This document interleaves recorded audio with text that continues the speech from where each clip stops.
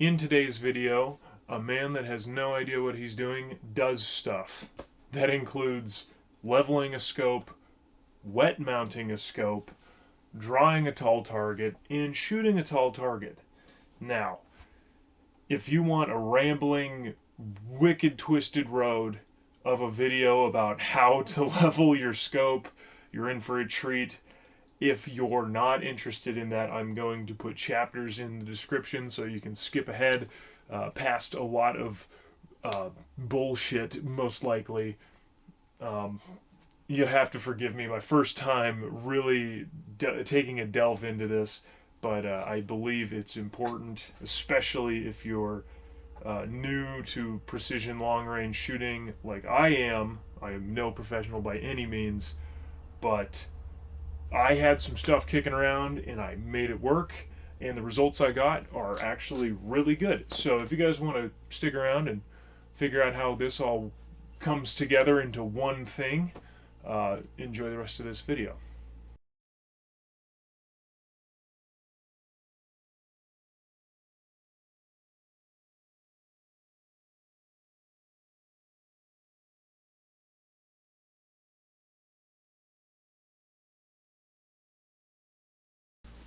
Alright, gentlemen, welcome back to the bench.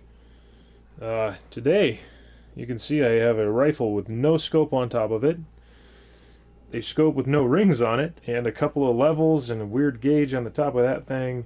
And if you look really close, you can see a plumb bob in the background. Today I wanted to make a little video documenting my procedure of how I'm going to level this scope onto this rifle over here.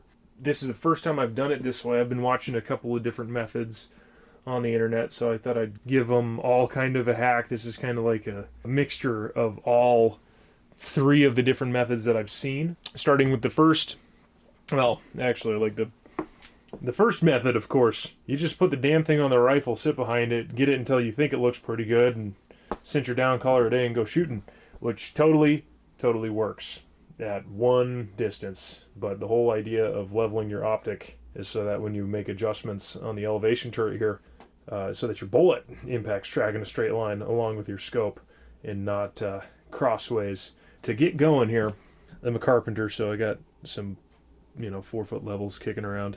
So down here I got a little brass plate sitting under this end, and I folded up a piece of cardstock, twice over, thrice over, to get that bubble in the middle. So I have a level surface that I'm starting with to level this optic.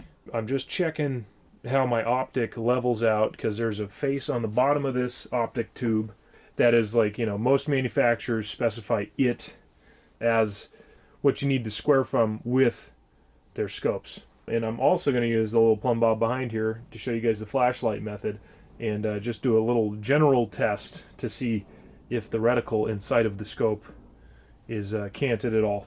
I got the bubble pretty much smack dab in the middle as far as I can get it. And I got this degree indicator here. This thing, I'm learning, it's got magnets on the bottom, so you got to be very careful that it doesn't pick any debris up to throw its zero off.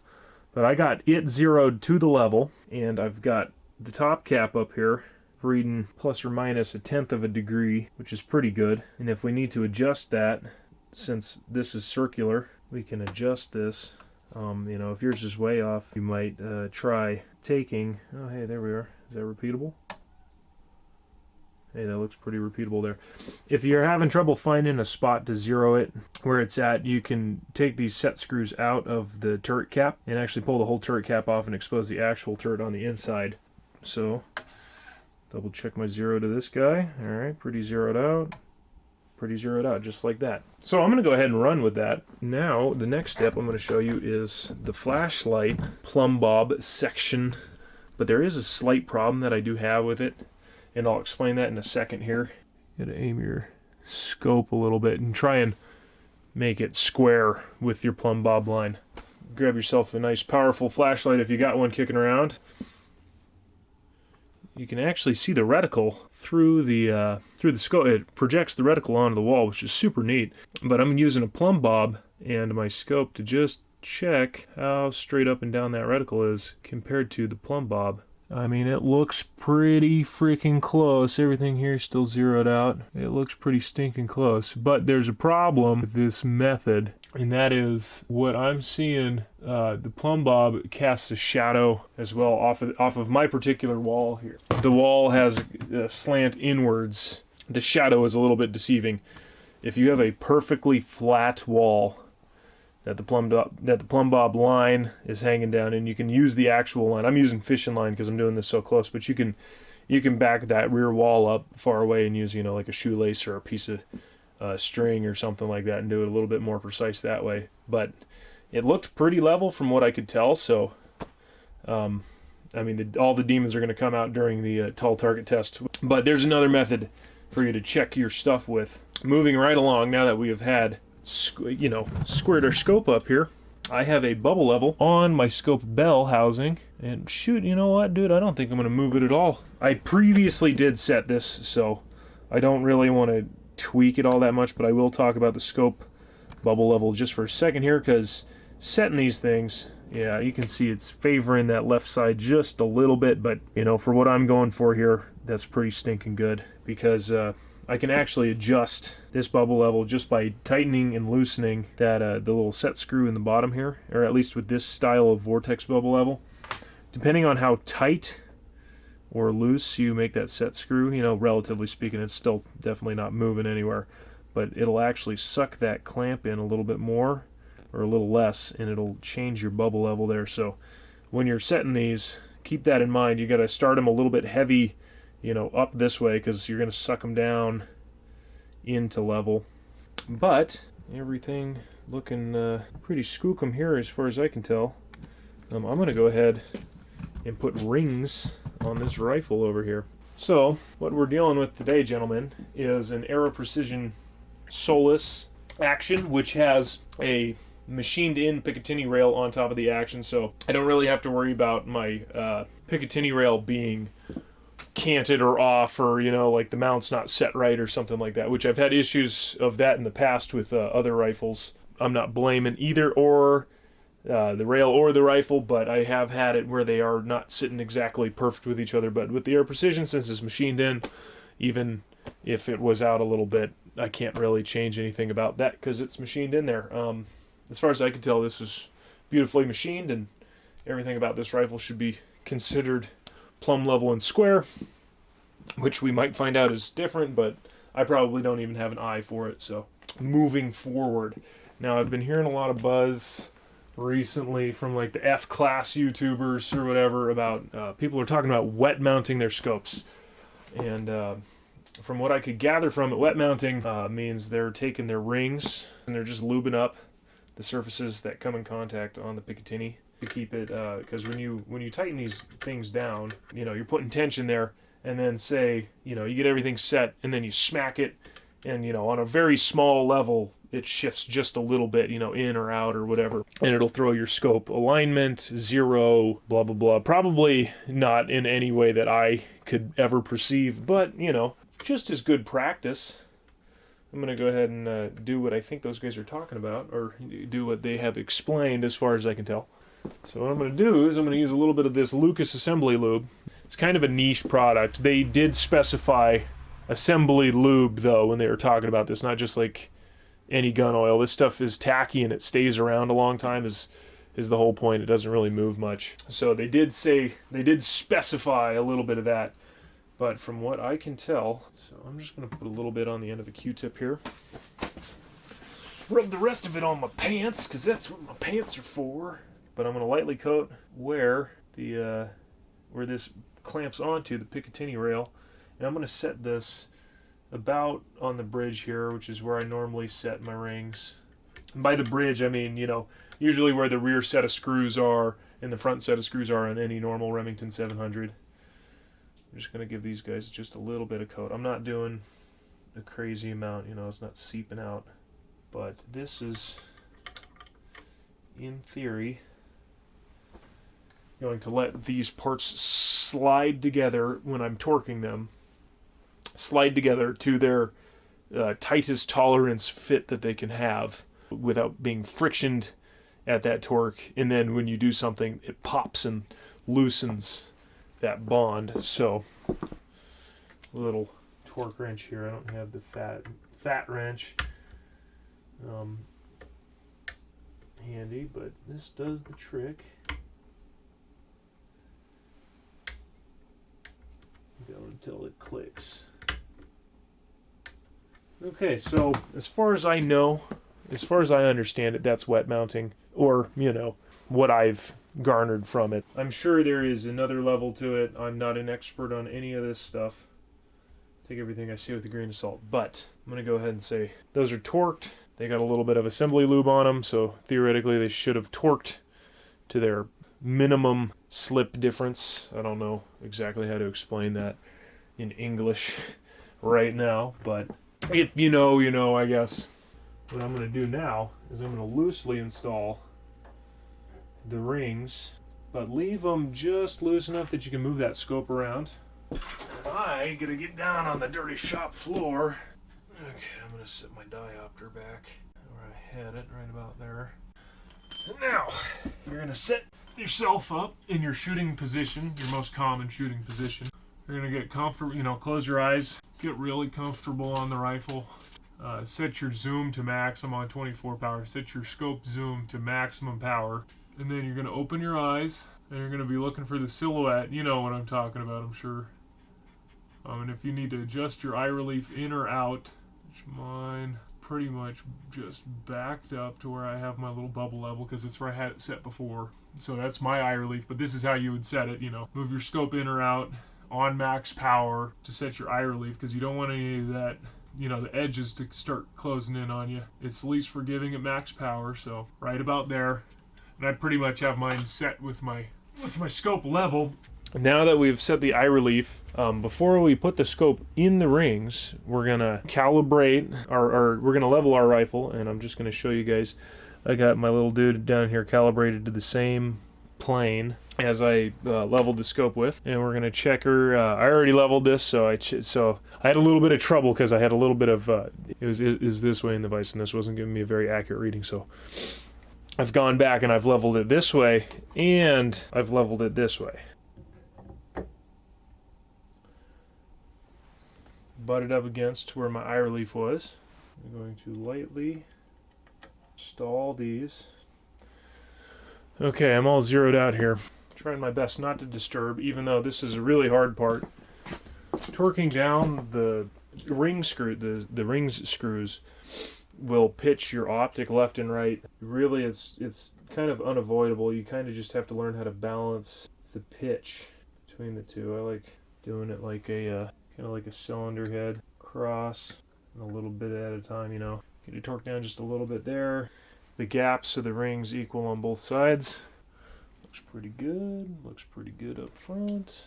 Our little bubble level and our digital level here are pretty much agreeing. This one just has a slight favor towards the upside, but it kind of had that before anyways. I'm going to watch my bubble level from here on out while I torque these in, because the digital one is just a little bit twitchy.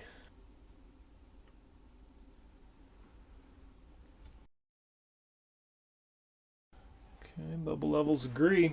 I think I tweaked the action just a little bit. In theory, if this is quality equipment here, I can take the rings off because we wet mounted. I can take the rings off, the action, triple check the action. This is why that one out at the end of the barrel is really awesome to have. Okay, 0. Second opinion.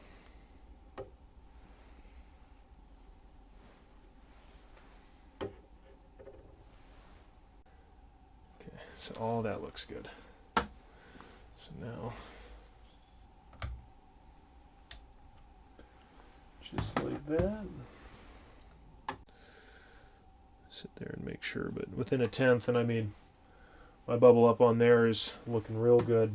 To really test this method out to see if what I did is actually any good, is I gotta now run a plumb line out in the yard or something, look through the scope, level, make sure that my scope bubble is reading level, or see if my reticle inside of the scope is running true with the plumb line outside. So okay, so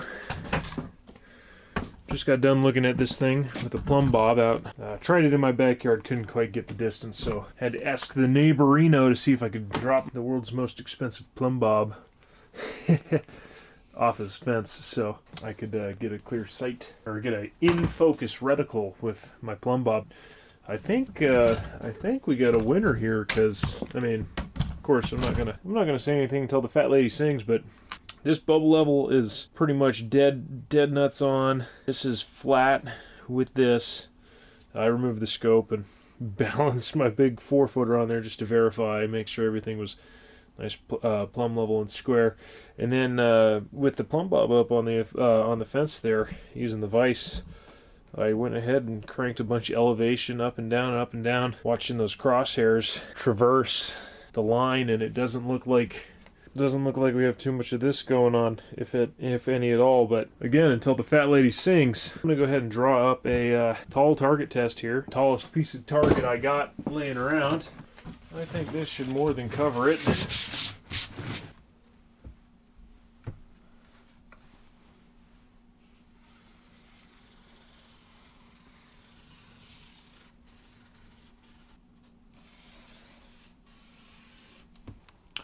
Okay, gentlemen, I done figured out the conversions, and I got them marked out here. So the conversion, for anybody who's curious, is for MOA dialed scopes like what I got here. It's 0.01047. The 100 is the yardage, so 100 yards from the center of the scope, and then times 30, and that's your adjustment. So that's 30 MOA. So at 100 yards, 30 MOA should be 31.41 inches above our 0. And I made marks for the 10 and the 20 as well to see how we track. This is a tall target test, so I just made this one out of this cardboard that I had sitting around. There's our 0 mark. There's our 10 intersection, 20, and 30.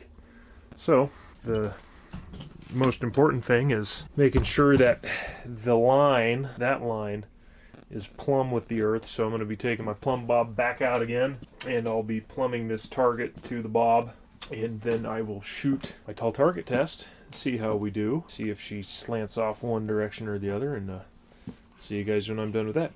Alright, welcome to the range. I've got my tall target test downrange there. I'm just going to start by zeroing, making sure that my scope is on after taking it off and messing with it. So looks like we're still go. And just to triple verify, I've got 100 yards on the money from about the center of the scope. So here we go.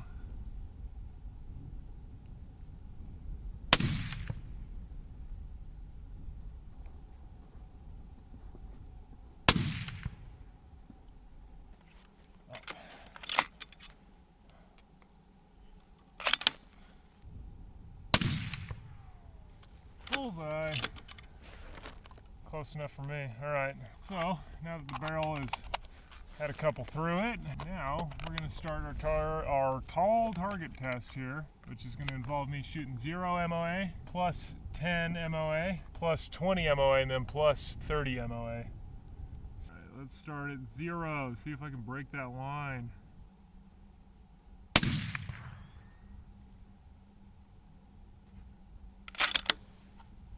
Shoot 2 per dash here.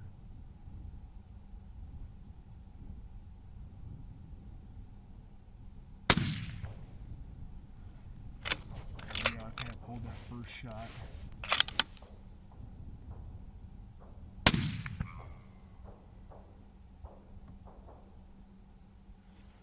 Okay, let's say that's probably good enough at 0. Now I'm going to dial up 10, that is 10 MOA. Aiming at the same place on the target now. I'm still aiming at the 0 MOA spot.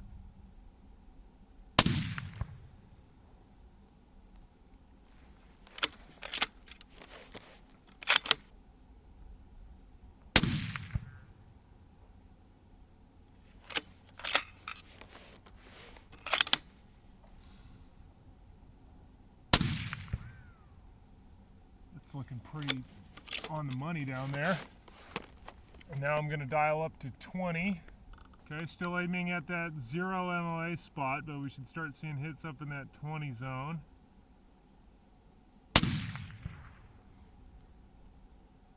Bingo.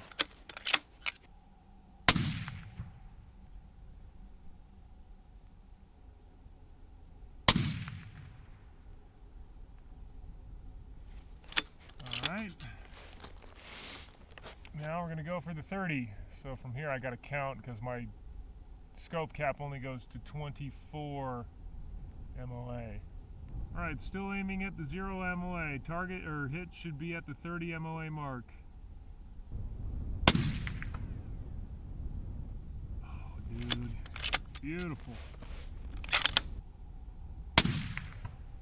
Bink! Ha ha ha! Nice. Oh, I kind of jerked that one, but let's go take a look at the results, eh? So this is the deciders. That's the bore shot, adjustment, shot, and adjustment. So we were hitting a little bit left of the bullseye at this one, which correlates pretty good to our first 0 MOA group down here. Dialing up 10, I mean, that group still is pretty much localized, like, you know, 3/8 of an inch left. 20, same deal, maybe a little bit high. And then the 30, lovely group. Look at that. Dude, I shot the string. I saved the hanged hole saw. I'll figure out the group sizes and all that jazz. And I'll see you guys back in the shop. Okay, so gentlemen, we're back from the range. We have our tall target test. The proof is in the pudding. I may have taken 1,000 detours to get to where I am, but god damn it, I made it. So yeah, no, I'm super stoked with the results that we got out of this tall target test. The bubble level on the scope was dead on the money, straight up and down with our plumb line out there at the range. And the tracking went swimmingly. I'll say I'm not used to having things be this easy, or, you know, go this easily for me, but, you know, that's also because I kind of head rush long into stuff, and then I figure out the details after I've messed up a few times. I'm sure some of you are the same way, but hey, no shame in that. But just, you know, just a general overlook here. I put some numbers on the board. Our 0 MOA group, this is averaged with the Hornady group analysis part of their app. But the average elevation was 0.36 inches tall and 0.41 inches left. Up at the 10 MOA mark, elevation was only 0.08 inches up, but the windage was still 0.35 inches left. And as you can see, that one kind of grouped horizontally. And then up here at the 20 MOA, we kind of had an opposite effect where it grouped vertically. So the elevation was 0.67 inches above our 0 line, and our windage was 0.53 left. So last but not least, our 30 MOA, elevation of 0.47 high and a windage of 0.31 left. After all that, I've averaged everything out, and average elevation was basically 0.4 high and 0.4 left. And as you can see, if I use like a rod like this, I just put like where the average center of it was. You can basically, I can lay a straight line over all of those, and, you know, maybe more like that, and it's a pretty vertical damn string, and I'm super proud of having achieved this, and I'm super happy that I really don't have to adjust anything in any ballistic apps to account for my MOA variability. So if you do need to do that, I believe most ballistic apps you can go in, and there is a way to change that. I'll post a link in the description on how to do that. If your MOA or your mills are not tracking correctly. But other than that, I appreciate you guys for watching the video. If you've made it this far and listened to the whole goddamn thing, I applaud your stamina and ability to put up with some gobbledygook. But needless to say, I hope you guys have a wonderful day. Don't forget to like, comment, subscribe. Tell me what I did wrong, how I could do it better, you know, whatever. Do I need to spend more money on scope leveling equipment, or can I get away with a 4-foot level that's probably the exact same price as a Wheeler leveling kit? Anyways, you guys have a good day. Peace.